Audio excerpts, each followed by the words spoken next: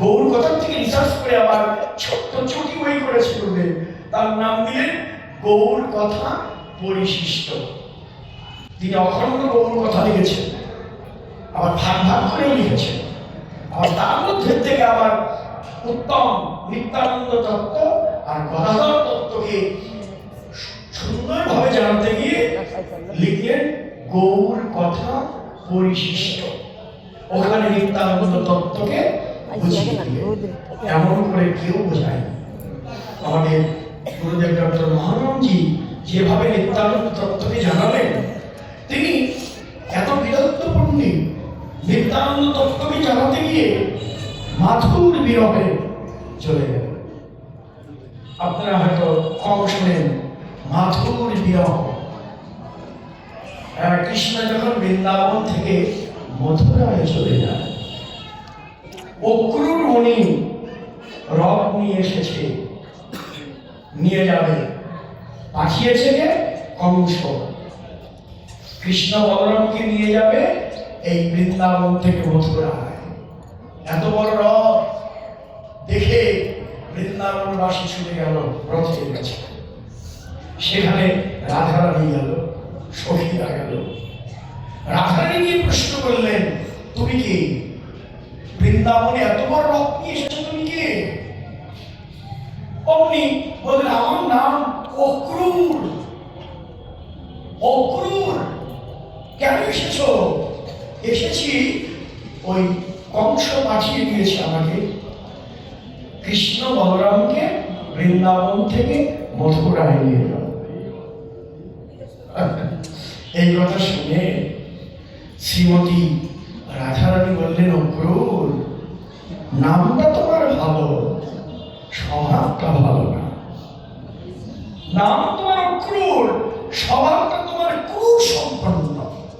ক্রূর স্বভাব ভালো না। কি বলছো তুমি? কাকে নিতে এসেছো তুমি? আমাদের প্রাণের প্রাণবল্লভ, যাকে একদিন না দেখলে শত যুগ দেখি না বলে মনে হয়, যাকে একদিন না দেখলে, সকালবেলা সরকারে এ কথাগুলো ছিল, আমি বলেছি কিনা আমি জানি না, যে লাখ লাখ যুগ হিয়া পর রাখ হলো, তবু হিয়া চূড়ানো হয়ে গেল। রাধারানী বলেছে যে লক্ষ লক্ষ যুগ যুগ করে প্রাণবল্লভকে আমার পক্ষে রাখলেও আমার হিয়া জোড়ায় না। ভাবি বিরহের তার যেন আমাকে জানিয়ে দেয়। ভাবি বিরহ, এই যে বিরহের কতগুলো ক্রম পর্যায়ে আছে, ভবন বিরহ, ভূত বিরহ, ভাবি বিরহ। ভাবি বিরহ মানে বল্লভ প্রাণ বন্ধু পক্ষেই আছে, তারপরেও বিরহ। এ আমার কেন? যদি হারিয়ে যাবে, যদি হারিয়ে যায়, হারাই দেবে, এটাকে বলে ভাবি বিরহ। লাখ লাখ যুগ হিয়া পর রাখ হলো, তবু হিয়া জোড়ানো না গেল। লক্ষ লক্ষ যুগ যুগ ধরে প্রাণবল্লভকে পক্ষে ধারণ করেছি, কিন্তু আমার হিয়া জোড়ালো না। এটাই হচ্ছে ভালোবাসা। আজকে রাধারানী সেই কথাটাই বললেন, যাকে না দেখলে, একদিন না দেখলে শত যুগ দেখি না বলে মনে হয়, তাকেই তুমি নিতে এসেছ। ওরে অক্রূর, নিতেই যদি হয়, এই না, তোমার রথের চাকার নিচে আমার দেহটা পেতে নেই, আমার দেহটা পেতে নেই, আমার বুকের উপর দিয়ে রথ চালিয়ে তবেই তুমি আমার প্রাণবল্লভকে নিয়ে যাও। বলা মাত্রই রাধারানী দেহটা পেতে দিলেন রথের চাকা সামনে। কৃষ্ণ যখন রথে উঠবে, দেখে যে রাধারানী ভুলণ্ঠিতা ধুলায় লুটিয়ে আছে।